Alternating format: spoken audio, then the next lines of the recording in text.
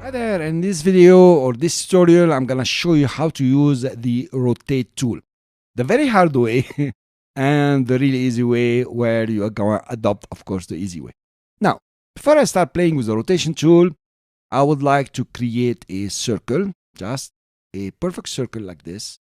Then select the white arrow and select the guy here and delete. Why? Because I want a perfect quarter circle. This is the easiest way I find how to make a quarter circle. So now I have my quarter circle and I would like to have 4 pieces of it with arrows. It is a recycle, something like this. Let's add the arrows. So let's go over here, we add an arrow. And of course, we maybe make it 50%, something like this. That will do.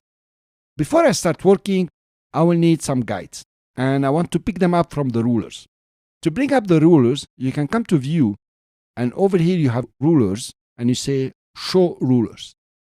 The shortcut to toggle on and off the rulers is Control or Command R.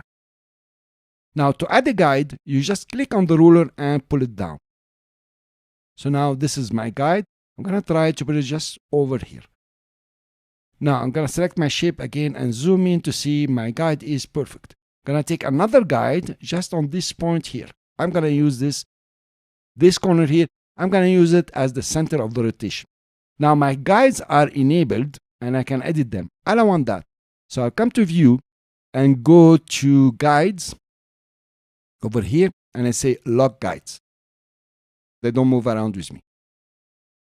I want to make 4 of these rotated on the center. Let's start using the rotation tool. The shortcut is R.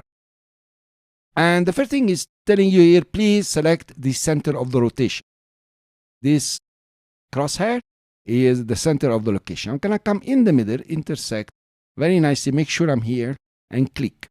Now, after I set the center of the rotation, I can start rotating the shape. If I press Option and rotate, notice it's gonna of course duplicate because I'm pressing Option. And then I'm gonna just post it just over here. Pretty cool. Now again is asking me the center of the rotation. So I'm gonna have to place it again. And then come back and rotate this guy, pressing Option to have 2 of them. And again it says, center of rotation, please. I'm gonna click and press Option and do the 4 of them. That's very nice work, guys. There is an easier way. Come on, we had to place the center 3 times or 4 times. Let's come over here and pull a guide again. And let's come with this shape here and duplicate the shape and snap it on our guides. I think it's well snapped. Now I'm gonna go to the rotation tool, but I'm not gonna set the center only. I'm gonna press the Option key and click to set the center. This is much better. It has opened the rotate panel and it's telling me what angle I'm rotating.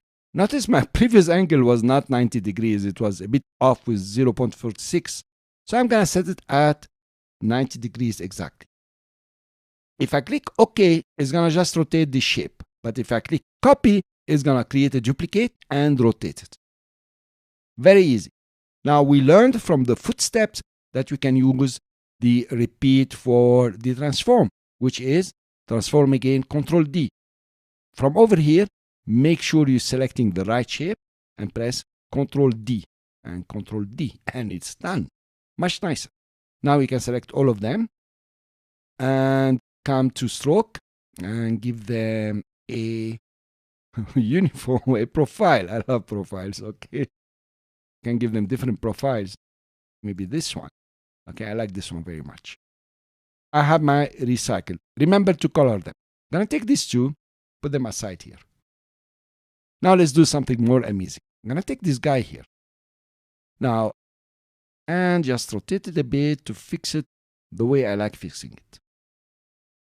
I'm gonna use the rotation tool and just point somewhere just over here. And then go ahead and move it just like this. I want just a little space. Now I want to duplicate this transformation, which is a rotation. I'm gonna use Control D all the way and too many, yes, and Control 0. So I have a very nice sphinx or something nice. If you don't like it, your option is to undo everything. No, you cannot start moving them. That was our Sphinx. So you have a very nice Sphinx here, maybe not with the last one. Let's take this guy and put it aside. Now, let's take this here and let's play. Now it's time to start creating. So now I'm going to go to the rotation tool, R rotation tool. I'm going to set the angle just over here. I'm going to zoom in here and set the rotation angle, yes, over here on the anchor itself. Then I'm going to press Option and click. So now I have an angle of 12.75. If I want to rotate all over, that is from 0 to 360 degrees, a full, I need to have the angle here that can divide 360. One of the angles is 20 degrees, right? You have 10 degrees. So 360 divided by 10, it's equal to 36, a full number. If it becomes a fraction, then you have problems here. So you can do, for example, 15. I'm going to create a copy and zoom in. I don't like it. I will repeat it.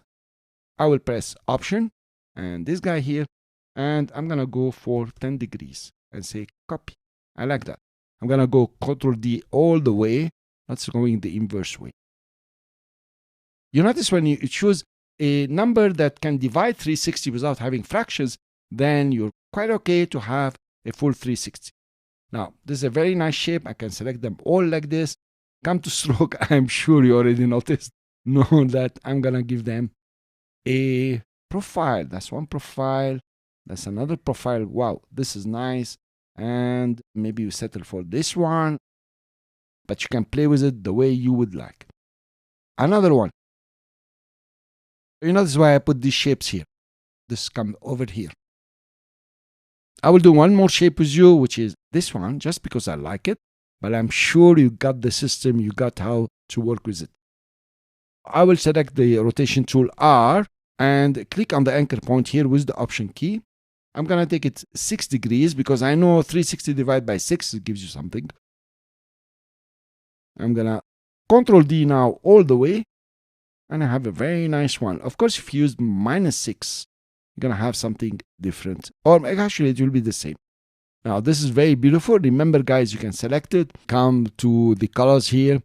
And go to the library, which is the gradient library here.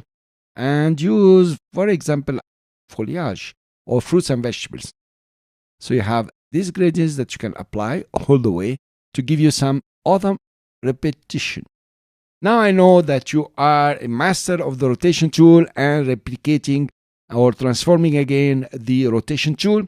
I would like you to play with these two shapes and create your own shapes and make something awesome. Something like people will look at and say, wow, is that a beginner or a pro?